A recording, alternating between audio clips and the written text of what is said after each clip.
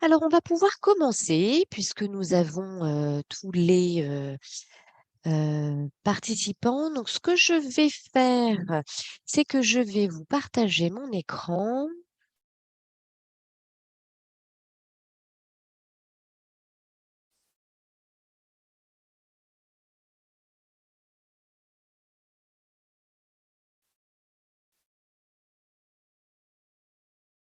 Alors, j'ai un nouvel arrivant.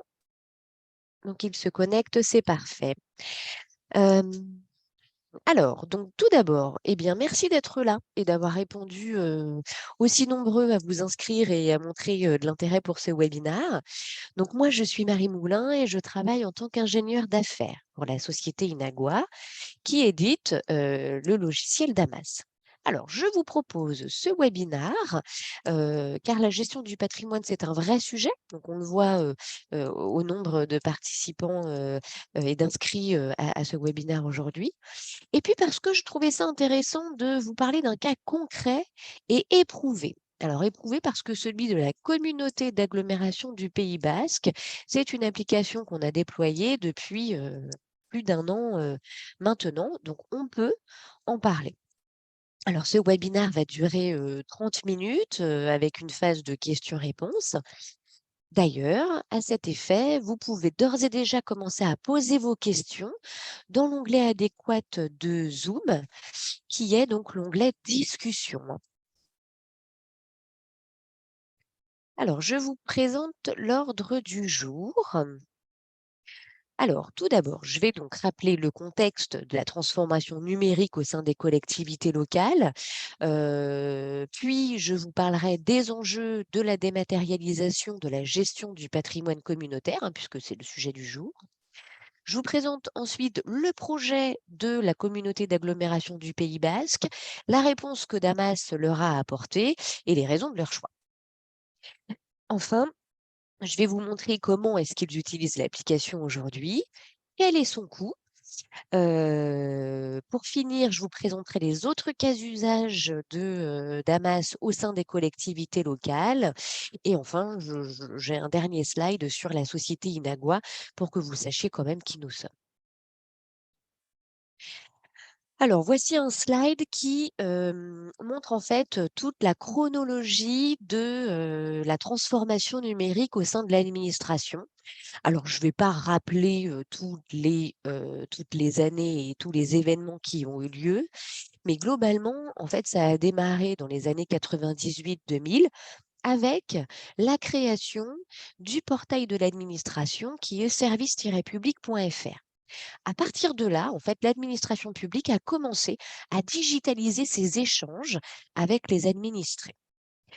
On a notamment en 2008 le plan France numérique dans le but d'accroître l'accessibilité des sites Internet aux administrés. En 2015, c'est la naissance du projet de loi de la programmation pour la transition énergétique.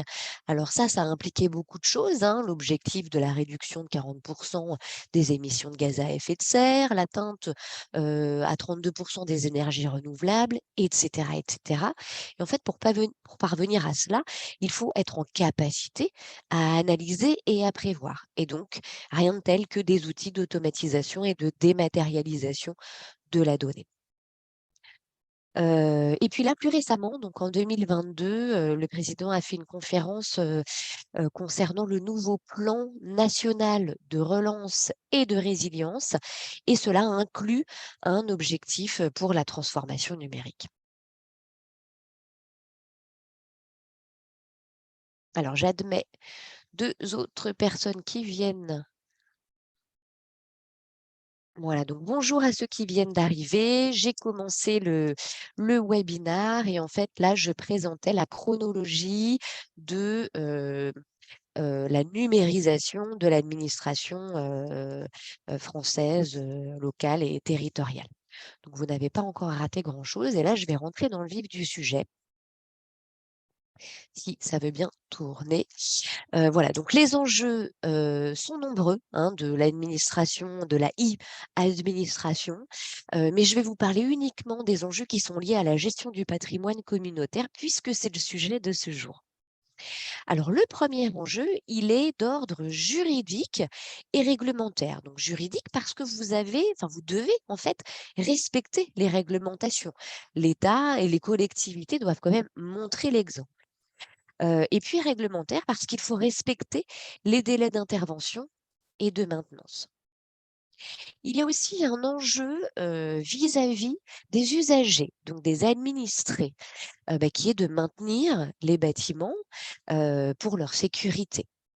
Et une attente vis-à-vis de vos collaborateurs qui est celle de répondre en fait à leurs demandes d'intervention ponctuelles.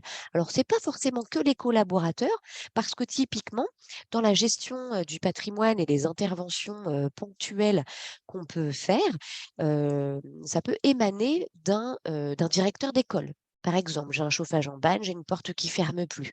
Et donc là, à ce moment-là, il va faire une demande d'intervention sur Damas. Donc, ce n'est pas un collaborateur direct parce qu'il n'est pas salarié de la mairie, mais pour autant, c'est un administré qui est utilisateur des bâtiments de la mairie ou de la communauté d'agglomération, hein.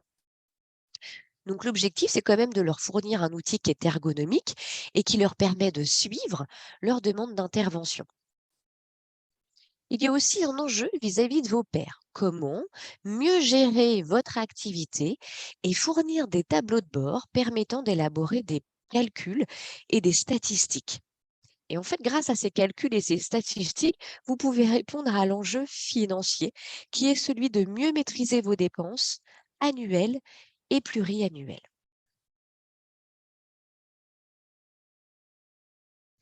Alors, le projet de la CAPB. Donc, la communauté d'agglomération du Pays Basque a lancé un appel d'offres public au début de l'année 2021. Donc, nous avons remporté le marché et on a commencé les réunions et la mise en œuvre à l'été 2021, juin ou juillet, je ne sais plus exactement. La mise en production, elle s'est faite à l'automne de la même année, fin septembre, début octobre. Cela fait donc un petit peu plus d'un an qu'ils utilisent la solution. J'ajoute quand même qu'ils nous ont donné leur accord pour parler d'eux et pour montrer la solution, pour montrer la solution qu'on a déployée pour eux. Alors, on revient aux prémices de ce projet. Les jeux pour la CAPB étaient les suivants au moment où ils ont lancé l'appel d'offres. Eh bien, tout d'abord, la réponse aux attentes réglementaires, le pilotage aussi de la construction de nouveaux bâtiments, la supervision de la gestion de la flotte des véhicules, parce que dans le patrimoine communautaire, souvent on parle des bâtiments, mais il n'y a pas que ça, il y a aussi les véhicules que la mairie et que la communauté utilisent. Et bien entendu, l'objectif, c'est d'optimiser les dépenses, de mieux maîtriser ses coûts.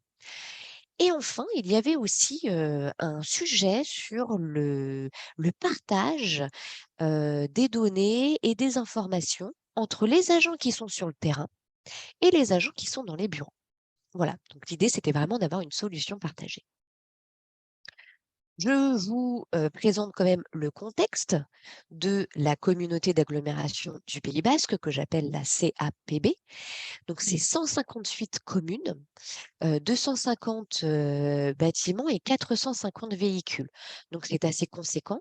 Mais c'est pas parce que c'est conséquent voilà, c'est pas parce que c'est conséquent qu'ils ont forcément une application. La preuve, et il y a beaucoup d'autres communautés d'agglo qui n'ont pas d'application. L'autre sujet, c'est que c'est pas parce que vous avez peu de bâtiments, ou en tout cas moins de bâtiments que ça et moins de véhicules à gérer, que vous n'avez pas les mêmes besoins, hein. Alors, comment est-ce que Damas a répondu à cet appel d'offres? Donc, Damas, c'est une solution de saisie de formulaire que nous composons pour vous avec des processus associés à votre organisation. Donc, ces formulaires-là, ils se trouvent dans des modules et c'est ça que je vais vous montrer dans cette slide. Pour répondre à la demande de la CAPB, nous leur avons proposé une application regroupant tous les modules dont ils avaient besoin. Et tous ces modules-là représentent l'application de gestion du patrimoine communautaire. Donc, on a un premier module avec un formulaire pour saisir les interventions. Donc, dans le module intervention, on retrouve toutes les interventions de la CAPB. On a également une base de données de leur flotte et des équipements associés. Donc, la flotte, elle compose les bâtiments et les véhicules. Et bien entendu, il y a les équipements associés. Une base de données qui regroupe toutes les maintenances réglementaires, permettant ainsi de recevoir des alertes automatiques sur, par exemple, le contrôle technique ou la dératisation d'un bâtiment.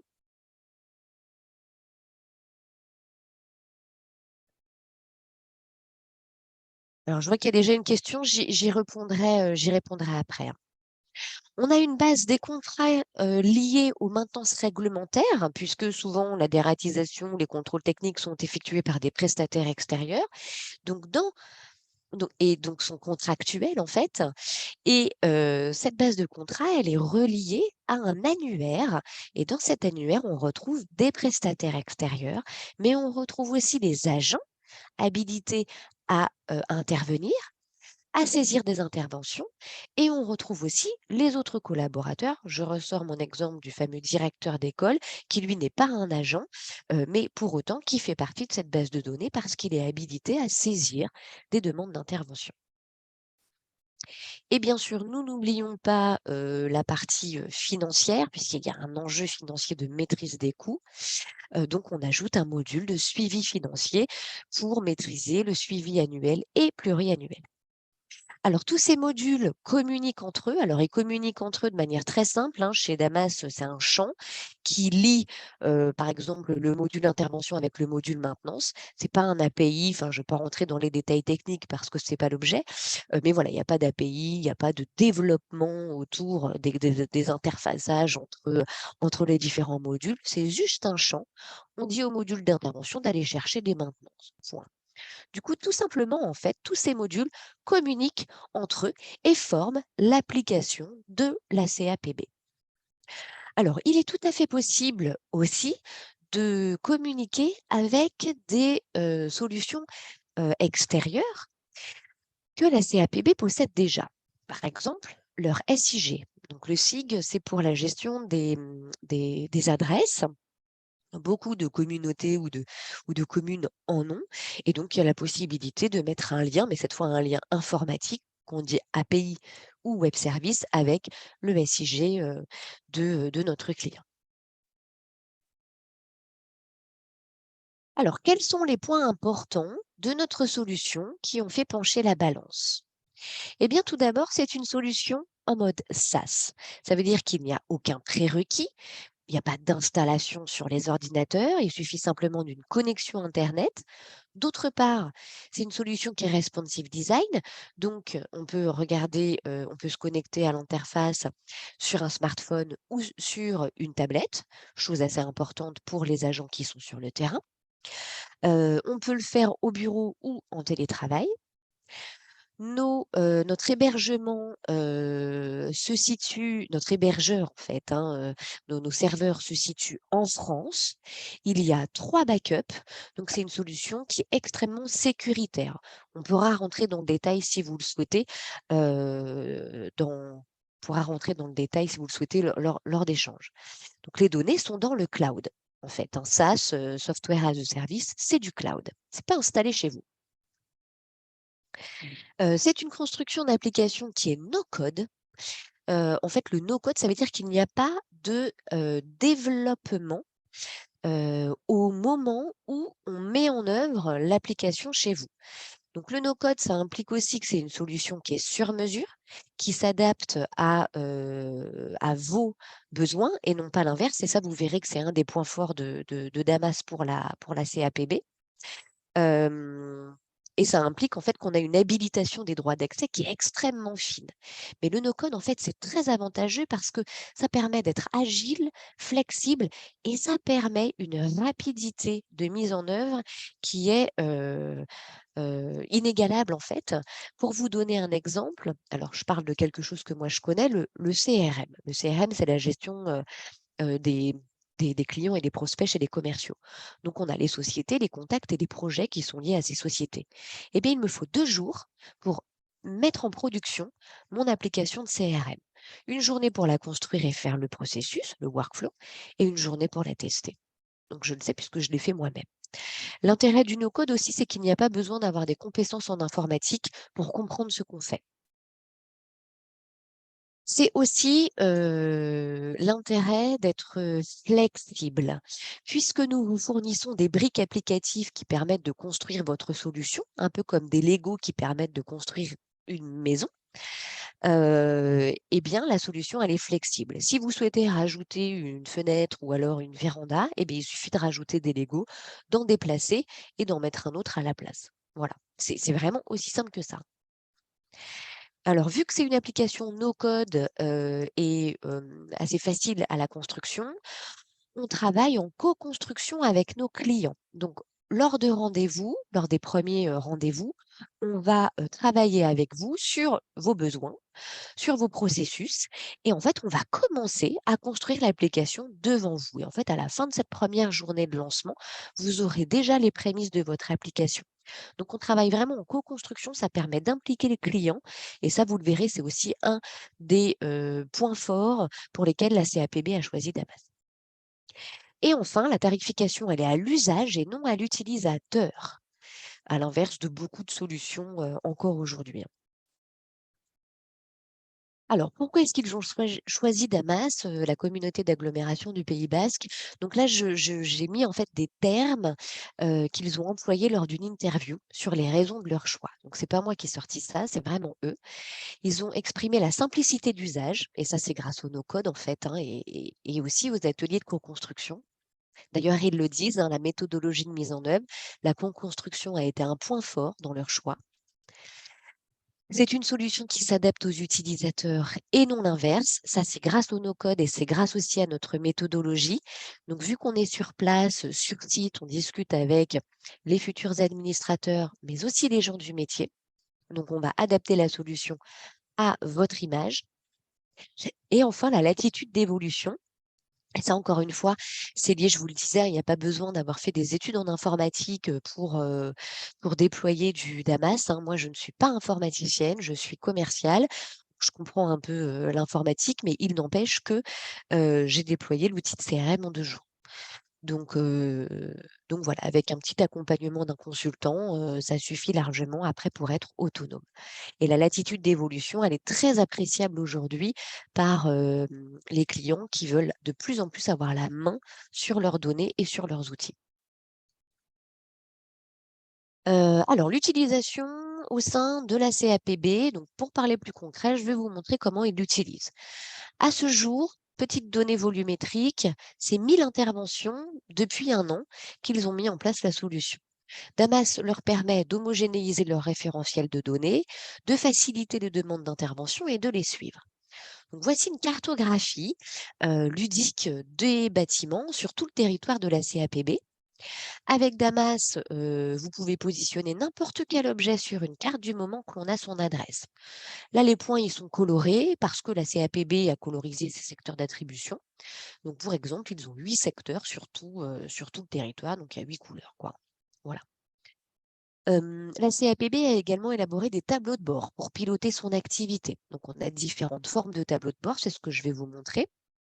Donc là, c'est un tableau de bord en forme de camembert qui permet de consulter les interventions qui sont clôturées sur les véhicules, les bâtiments et les équipements, mais qui ont été faites en régie externe. Ça, c'est moi qui ai décidé de faire un camembert sur les interventions clôturées en régie externe.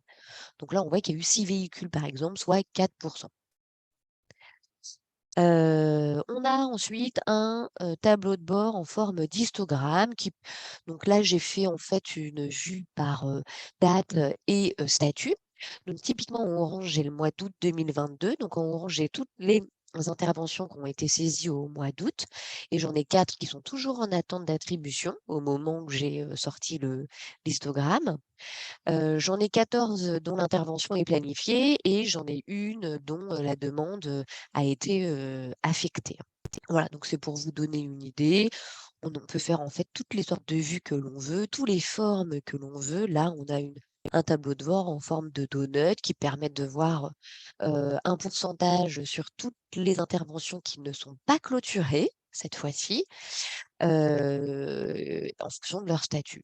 Donc en rouge, j'ai la prise en compte du prestataire, en vert, j'ai les modalités d'intervention définies, et puis j'en ai deux pour lesquelles l'intervention est affectée, hein. Voilà. Et enfin, on a aussi un tableau de bord que l'on appelle des vues qui sont... en fait, c'est comme un tableau croisé dynamique Excel en deux parties. Donc là, je l'ai scindé en deux parties. Donc, j'ai fait un tri par secteur en charge du bâtiment et par type concerné. Là, je n'avais pas les véhicules, j'avais que les bâtiments et les équipements associés, mais j'aurais très bien pu faire un tableau croisé dynamique en 3 niveaux, en rajoutant soit le libellé de l'intervention, soit le statut de l'intervention, soit la date. Et en fait, toutes ces colonnes-là, c'est un peu comme un tableur Excel. Toutes ces colonnes-là, elles peuvent déjà être masquées. On peut en rajouter. Elles peuvent être déplacées. En fait, c'est très ludique et c'est très facile d'utilisation. Alors, ensuite, je vais vous montrer donc le cœur d'une fiche bâtiment au sein de la communauté d'agglo du Pays Basque. Euh, donc, oui, c'est ça. Voilà, donc une fiche de bâtiment. Donc là, j'ai une fiche de bâtiment. Alors, les couleurs, c'est ce qu'on appelle un formulaire, en fait, hein. Les couleurs, c'est nous qui les avons choisies avec la CAPB, hein, mais ça peut être, on a à peu près 8 couleurs, je crois, dans nos choix de colorisation de l'application.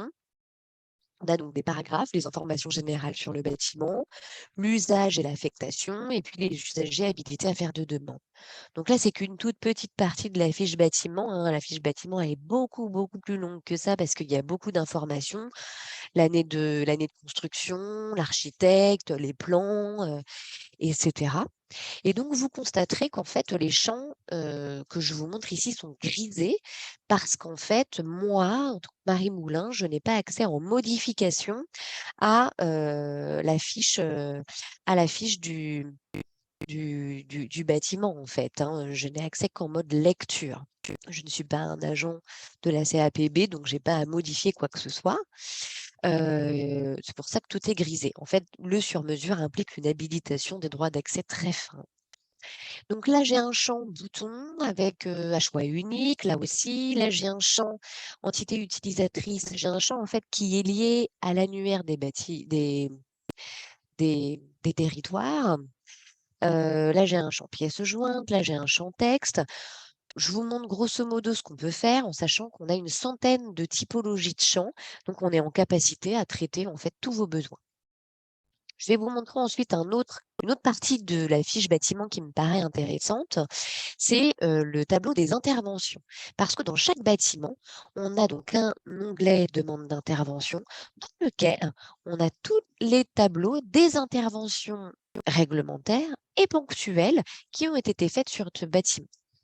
Donc là, typiquement, alors tout ce qui vient de API, en fait, c'est des interventions réglementaires. Donc, c'est des interventions automatiques. Le technicien, l'agent, pardon, reçoit un email comme quoi il y a une intervention réglementaire à planifier. Et là, il fait son affaire de ce qu'il doit faire, soit contacter le prestataire, soit intervenir et donc mettre une date de planification. Soit il a une demande qui est ponctuelle, et c'est le cas sur celle du 11 novembre. Donc là, en fait, il a saisi une intervention dans le module intervention, et cette intervention, elle s'est incrémentée dans le tableau de la fiche du bâtiment. Comme ça, en fait, on a le suivi, l'historique de ce qu'on a fait sur ce bâtiment. Alors, ensuite, je vais vous montrer le workflow, un workflow associé à l'intervention, parce que Damas, ce n'est pas que de la dématérialisation de données, c'est aussi et surtout un processus automatisé. Donc, workflow, processus, c'est la même chose.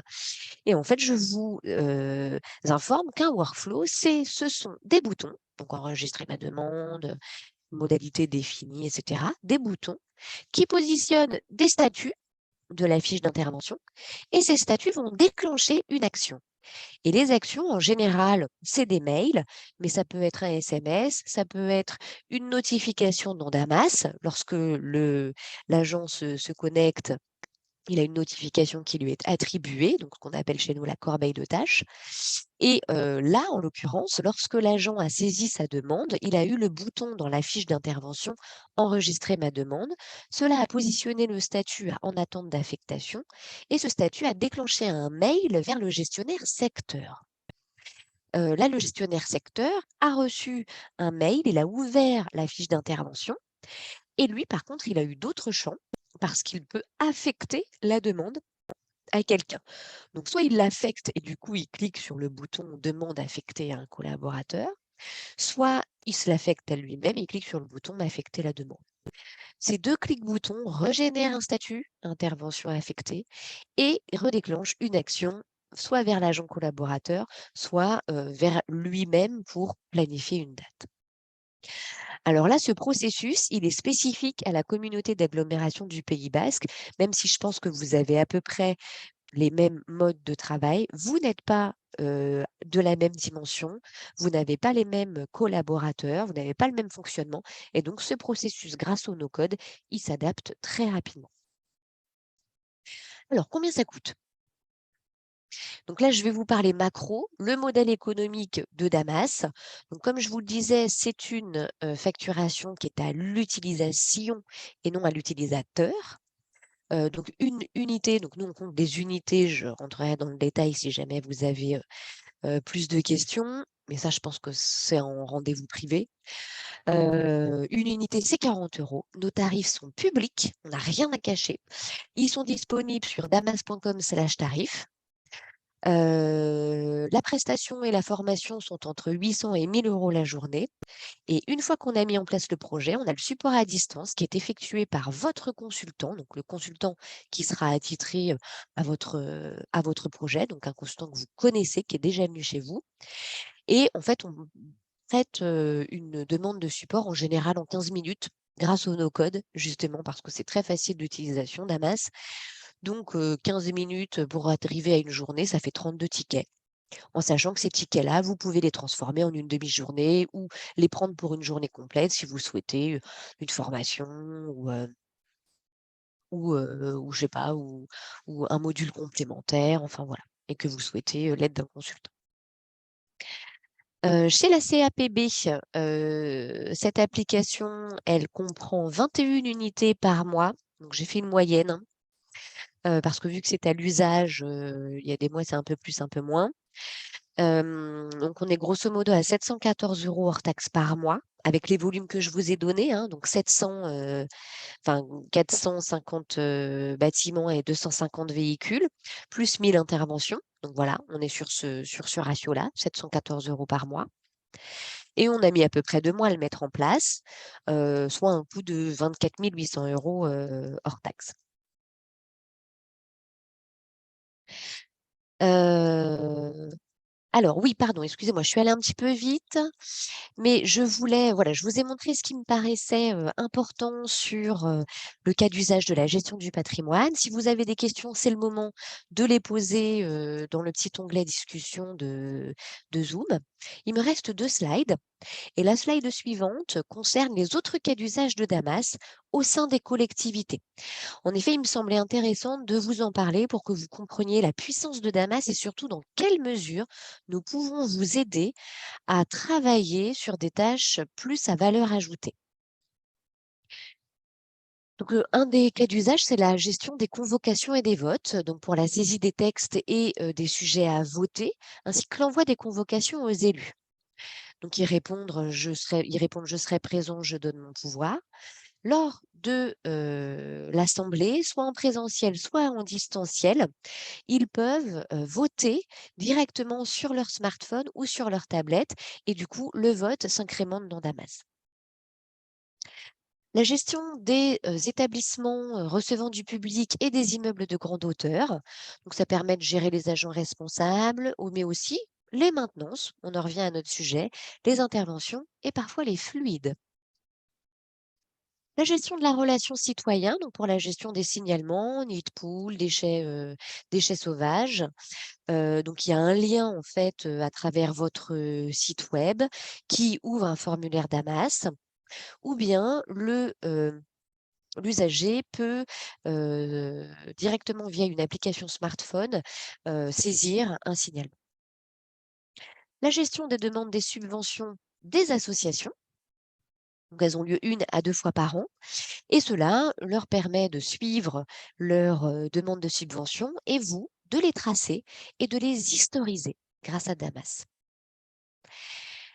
Alors ensuite, la gestion des formulaires dématérialisés. Alors là, on n'est plus dans le cadre, technique, on est plus dans le cadre administratif, comme la gestion des entrées et des sorties des salariés, les contrats de travail, les demandes de congés, la gestion des absences, les relevés d'heures. Nous, chez Inagua, on utilise Damas pour gérer en fait nos salariés et nos collaborateurs. Au sein des collectivités locales, on fait aussi la réservation de ressources. Par exemple, j'ai besoin de réserver une salle pour un événement. Donc, je le fais depuis Damas. Mais ça peut aussi être un véhicule. Je réserve un véhicule pour une intervention planifiée le 24 décembre. Et enfin, la saisie des demandes internes, par exemple, demande de fourniture, comme le papier ou de l'encre, une demande informatique, écran, clavier supplémentaire, une demande liée à un événement ou à de la restauration, une commande de buffet ou dosette de café. Voilà. Donc, si je peux vous faire des démos de ces applications-là, parce qu'on l'a déployé dans Damas.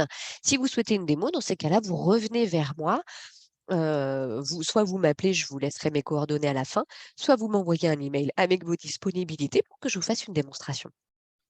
Donc maintenant, dernière slide, un petit focus sur quand même qui nous sommes. Donc nous sommes Inagua, société créée en 2012. Notre siège est basé en région parisienne à Juvisy-sur-Orge, où je me situe, où mes consultants se situent et où ma direction se situe. On a également des locaux à Lyon, où se situe tout notre service technique. Donc on est une entreprise composée de 17 personnes. Alors on est tout petit, mais on grandit très vite, comme vous pouvez le voir avec ce graphique, montrant notre chiffre d'affaires en pleine croissance. Donc ça vous prouve quand même qu'on est une société pérenne. On a actuellement, plus de 100 clients et surtout plus de 70 000 utilisateurs à travers le monde. Donc ça, peut être, rassurant. Nous sommes une société éditeur et distributeur française. Nous avons des petits labels tels que, ou des beaux labels en tout cas, tels que la médaille d'argent RSE qu'on a obtenue en 2022 et en fait, on est fiers parce qu'on ne fait partie que des 20 d'entreprises auditées à avoir obtenu la médaille d'argent. Et enfin, nous sommes adhérents, aux associations France Num, France Processus et on a également la confiance du Coter numérique, ce qui nous permet, d'être en constante veille sur les évolutions et de participer à la digitalisation des processus en France. D'ailleurs, nous serons présents au congrès du Coter, en juin prochain. Alors voilà, donc je vais répondre à vos questions. Sur ce dernier slide, vous avez mes coordonnées. Donc, vous pouvez me recontacter dans un second temps. Et alors, j'ai une première question. Comment ça se passe si on a une volumétrie moins importante? Alors, comment ça se passe? Bah, déjà, le temps de mise en œuvre sera moins long que celui de la CAPB. La CAPB, je vous ai dit 2 mois, mais en gros, ça fait 15-20 jours de déploiement entre les réunions de lancement, les ateliers de construction et les phases de test. Si vous avez une volumétrie moins importante, bah, ce sera forcément moins long, donc ce ne sera pas le même prix, premièrement. Deuxièmement, vu qu'on a une facturation qui est à l'usage, eh bien, ça ne vous coûtera pas 700 € par mois. Ça vous coûtera moins cher. Et puis voilà, encore une fois, vous n'avez peut-être pas les mêmes besoins que la CAPB. Là, on gère la partie financière, on gère les véhicules, on gère les bâtiments. C'est quand même un sujet qui reprend beaucoup de choses, beaucoup d'éléments. Donc, forcément, Damas s'adapte complètement à votre besoin. Alors, j'ai une autre question. Les données sont en cloud? Alors oui, tout à fait, hein. En fait, le cloud, c'est du SaaS. Donc, comme je vous l'ai dit en début, très important, rassurez-vous, on a donc déjà nos êtres hébergeurs est français. On a des backups, 3 en l'occurrence, et en fait, on fait des backups toutes les heures, toutes les 4 heures, toutes les 8 heures et tous les 24 heures. Donc en fait, il ne peut pas y avoir de, de perte de la donnée. Et après, si on veut rentrer dans le détail, on a aussi un plan de reprise d'activité, un contrat de plan de reprise d'activité qui s'appelle PRA, extrêmement sécuritaire. Enfin, on n'a aucun souci, hein. Il y a déjà eu des problèmes que vous connaissez peut-être avec des hébergeurs. Eh bien, nos clients n'ont perdu absolument aucune donnée, hein. Merci pour cette présentation très claire. J'ai également comme message, merci pour ce message qui fait plaisir.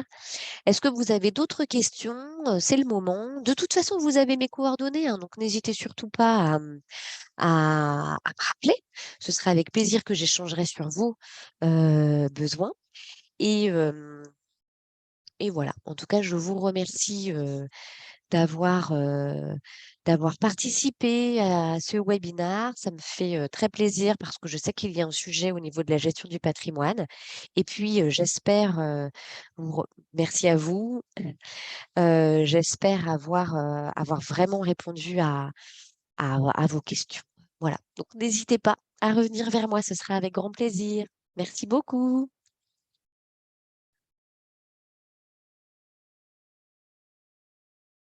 Bon appétit.